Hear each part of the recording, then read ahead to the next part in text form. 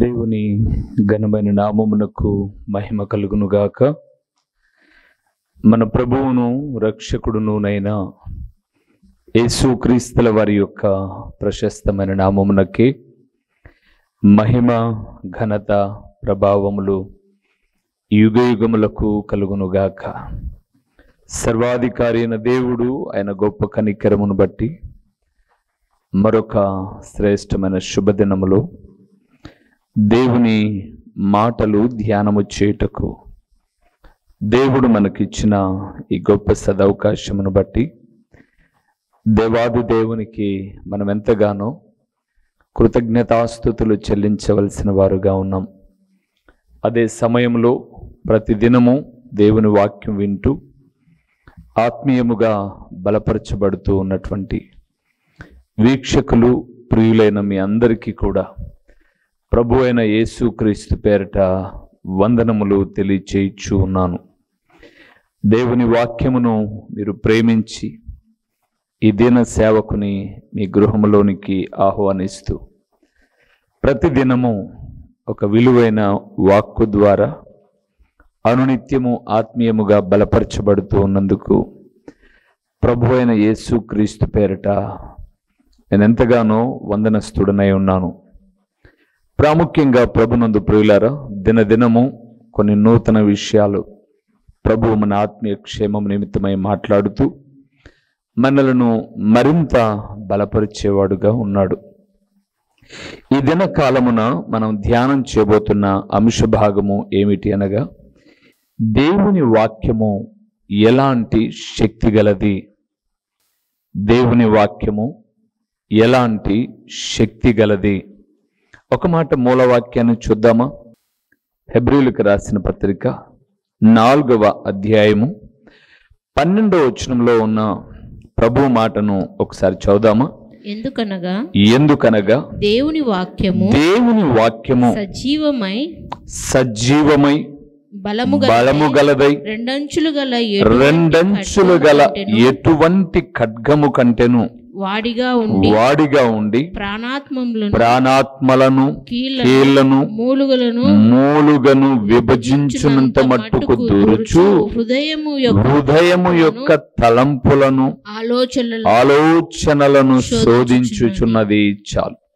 ప్రభునందు ప్రియమైన వారలారా, అపోస్తలుడైన పౌలు ఈ మాటలు తెలియచేస్తూ, ఎందుకనగా దేవుని వాక్యము సజీవమై బలము గలదై రెండంచులు గల ఎటువంటి ఖడ్గము కంటెను వాడిగా ఉండి ప్రాణాత్మలను కీళ్లను మూలుగను విభజించునంత మట్టుకు దూరుచు హృదయము యొక్క తలంపులను ఆలోచనలను శోధించుచున్నది అన్నాడు.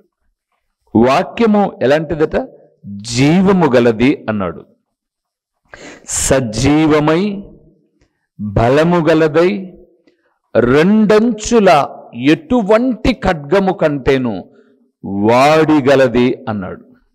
దేవునందు ప్రియులారా, వాక్యము ఎప్పుడు విశ్వాసులకే అని మేము అనుకోమండి, నేను అనుకోనండి.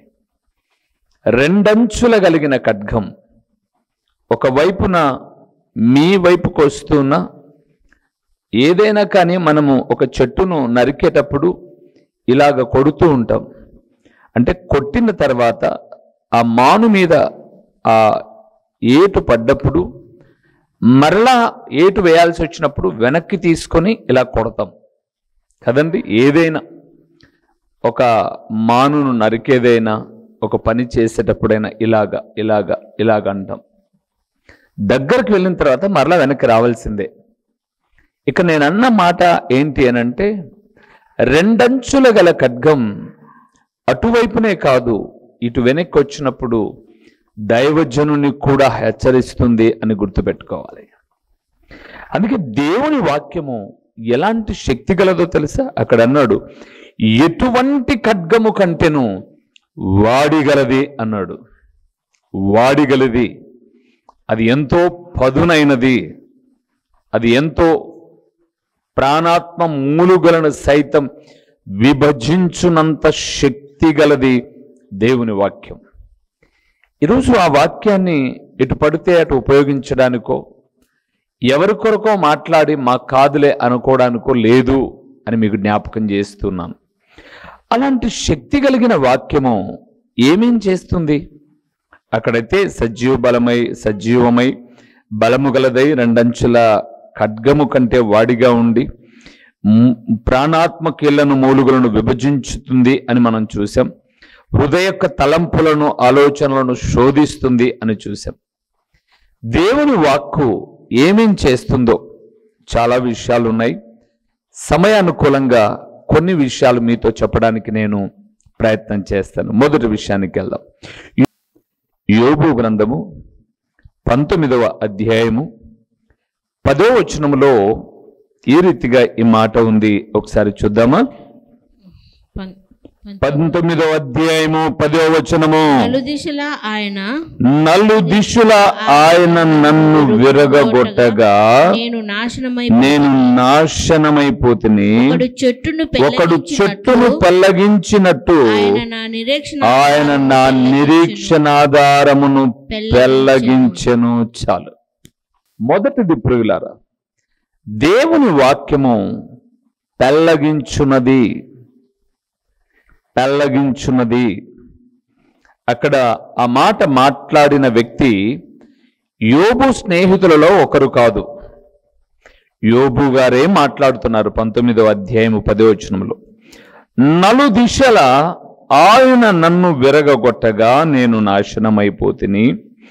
ఒకడు చెట్టును పెళ్లగించినట్టు ఆయన నా నిరీక్షణ ఆధారమును పెళ్లగించెను.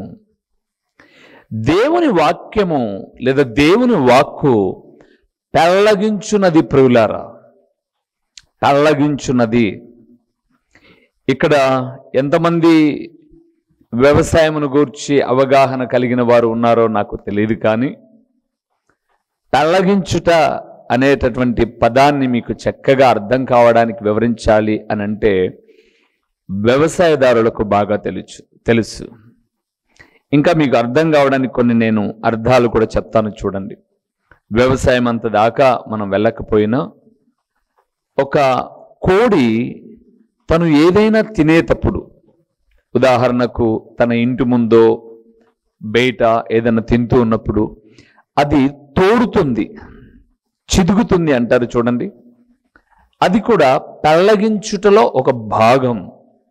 అంటే లోపల ఏదో ఉంది, దాన్ని బయటకు తీసుకురావడానికి పెళ్లగించడం.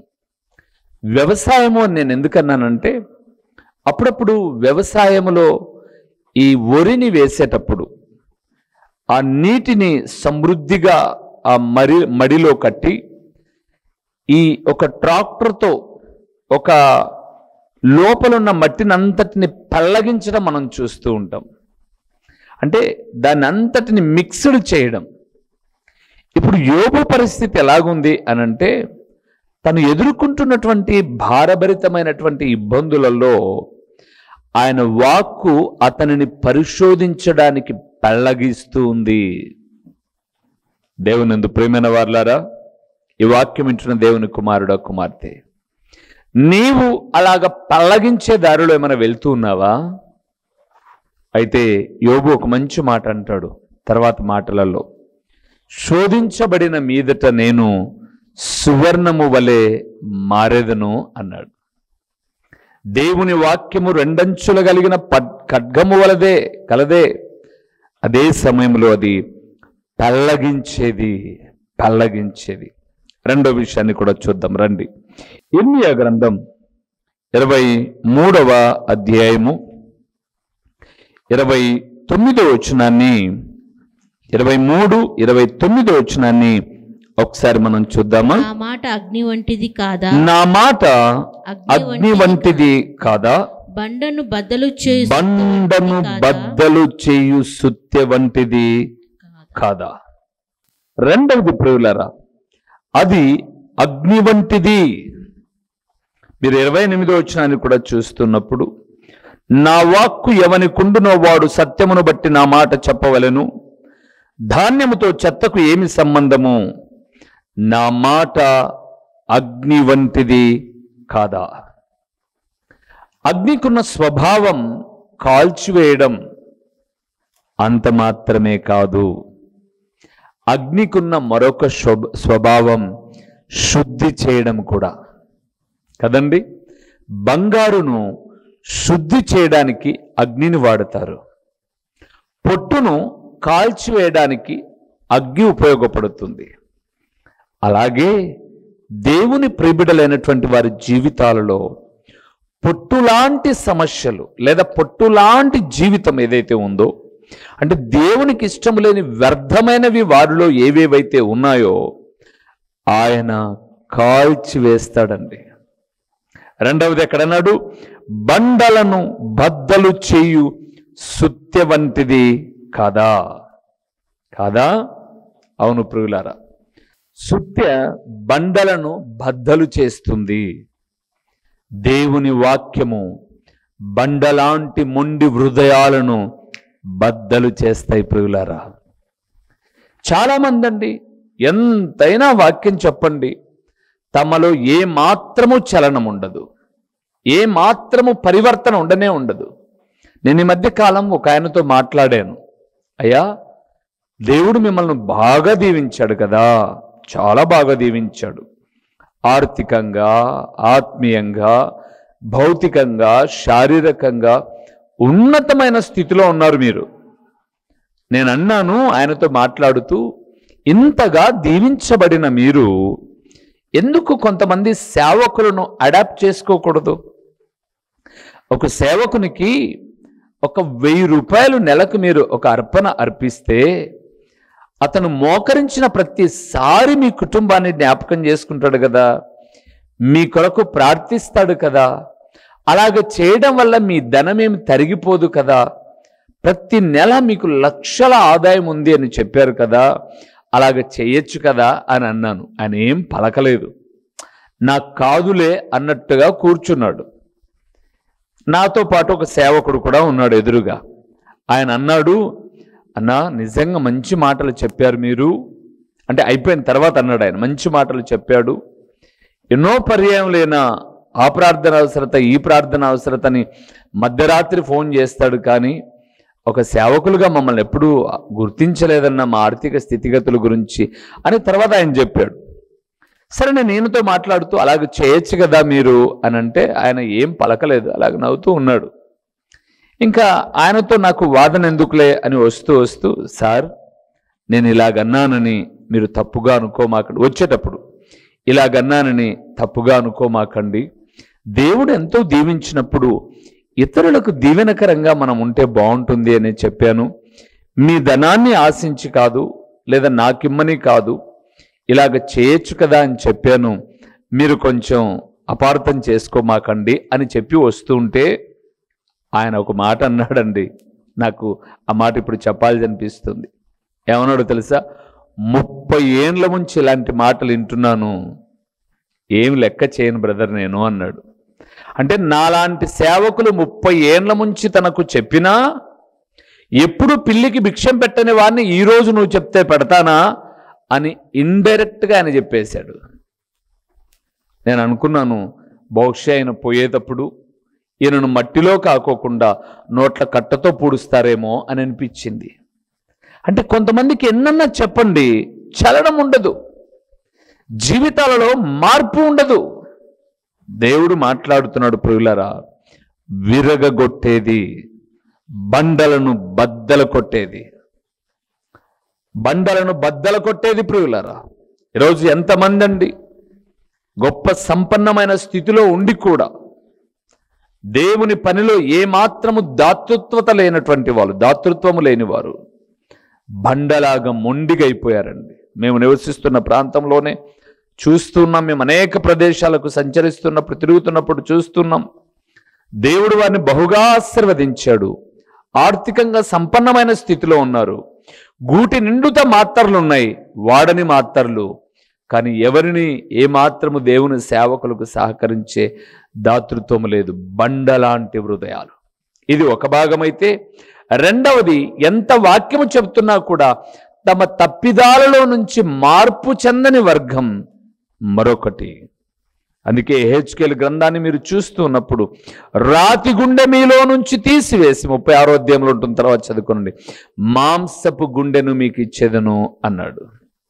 సో ఆయన వాక్కు పెళ్లగించేది. రెండవది అగ్ని లాంటిది, అది బండలను సైతం బద్దలు కొట్టేది.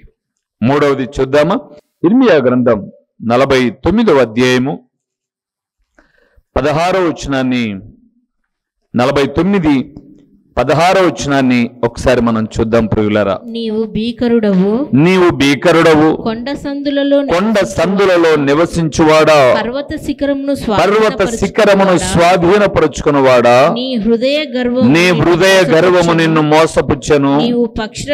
నీవు పక్షిరాజు వలె నీ గూటిని ఉన్నత స్థలములలో కట్టుకొనినను, అక్కడ నుండి నిన్ను కింద పడద్రోసెదను. వాక్కు, వాక్కు అంటే వాక్యము అని అర్థం.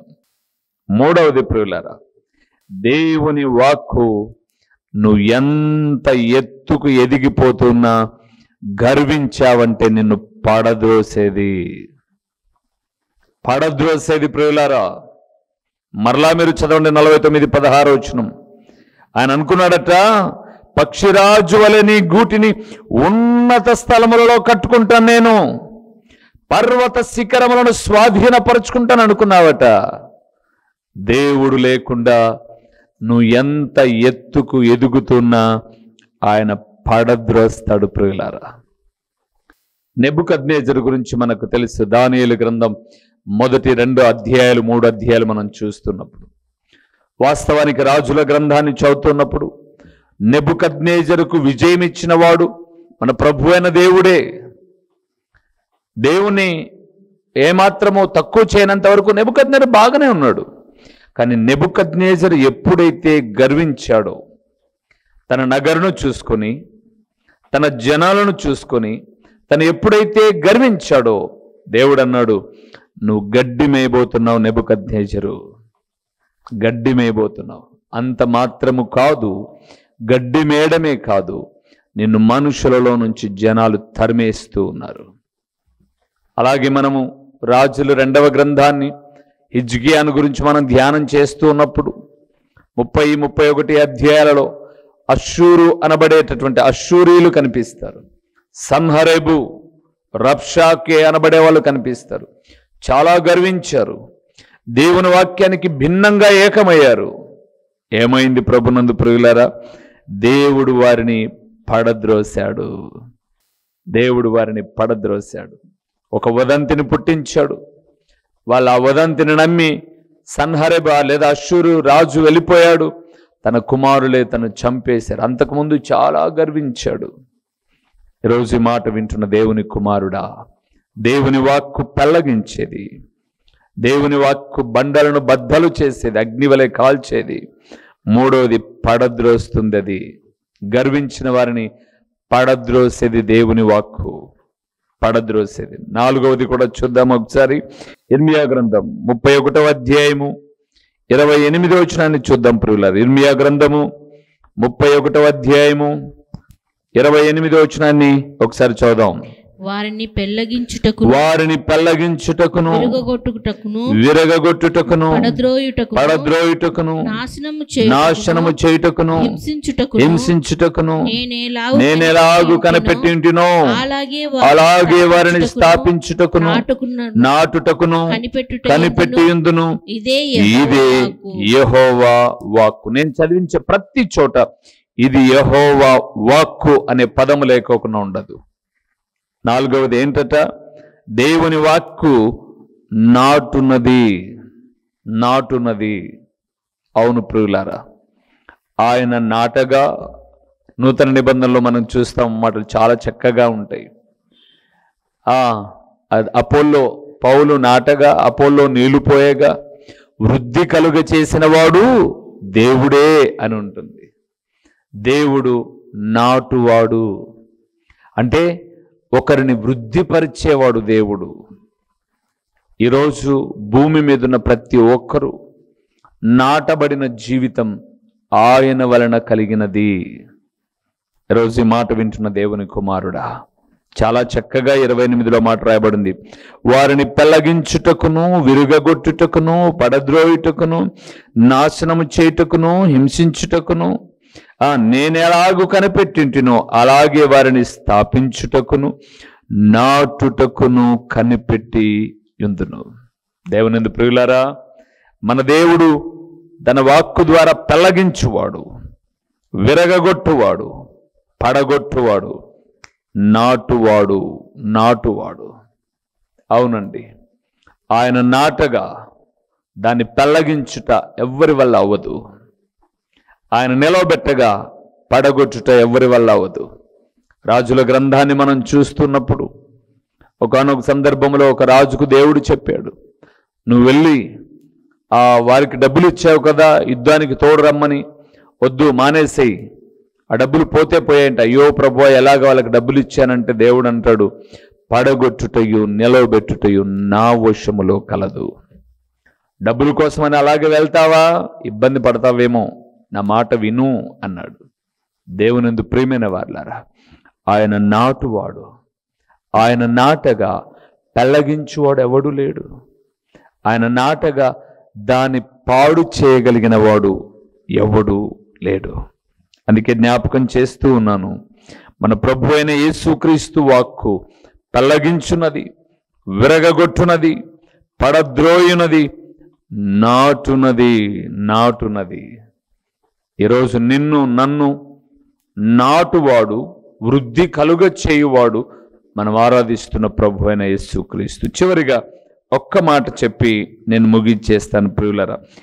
హెబ్రీయులకు రాసిన పత్రిక 3వ అధ్యాయము 4వ వచనాన్ని ఒకసారి మనం చూద్దాం. ప్రతి ఇల్లును ఎవడైనా ఒకని చేత కట్టబడును, సమస్తమును కట్టినవాడు దేవుడే. చివరిగా ఇంకా చాలా ఉన్నాయి, నేను ముగిస్తూ ఉన్నాను. చాలా ప్రాముఖ్యమైన విషయాలు మాత్రమే చెప్పి 5వ విషయాన్ని మనం చూస్తున్నప్పుడు, ఆయన కట్టువాడు, బిల్డర్ అంటారు కదండి, ఆయన కట్టువాడు. ఈరోజు ఈ మాట వింటున్న దేవుని కుమారుడా, ఒక దైవజనుడిగా నేను చెప్పగలనండి, ఈ టీవీ పరిచర్య దాదాపు 6 సంవత్సరాలు పైబడి ప్రతిరోజు ఉదయము సాయంకాలము దేవుని వాక్యం ప్రకటిస్తూ వస్తున్నాను.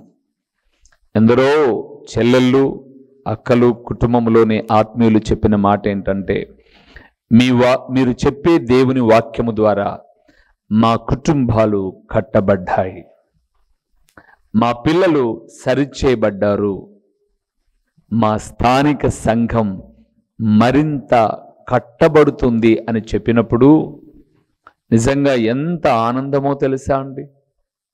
దేవుడు పడగొట్టేవాడు కాదండి.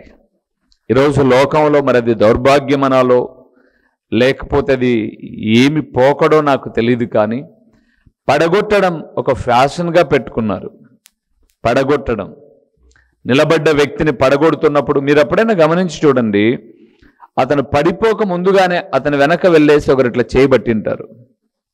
అంటే ఏమండి అర్థం దానికి? ఎందుకు అలాగ చేయబెట్టారు? ఇతను పడిపోతున్న వాడిని మీరెందుకు పట్టుకోనా? దేవుడు పట్టుకుంటాడు కదా.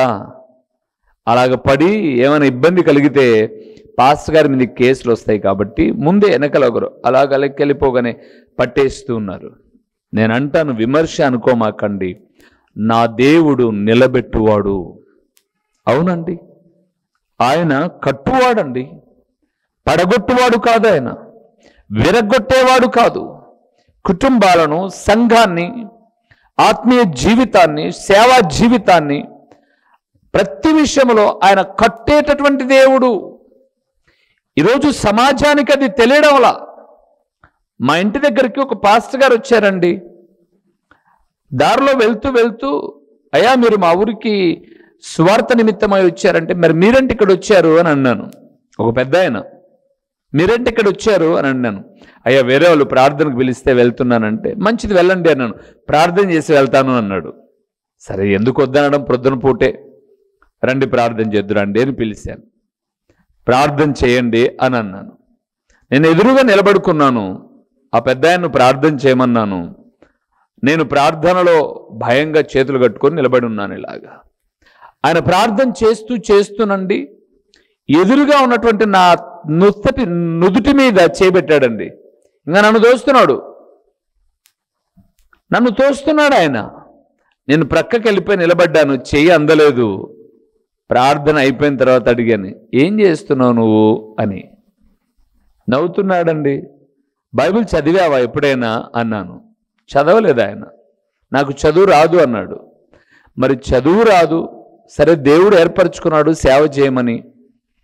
ఒక దైవజనుని నేను నా తల మీదనే పెట్టి నన్ను దొబ్బాలని చెప్పి చూస్తున్నావంటే నువ్వు ఇంకా సామాన్యమైన వాళ్ళందరినీ ఏం చేస్తావు నువ్వు?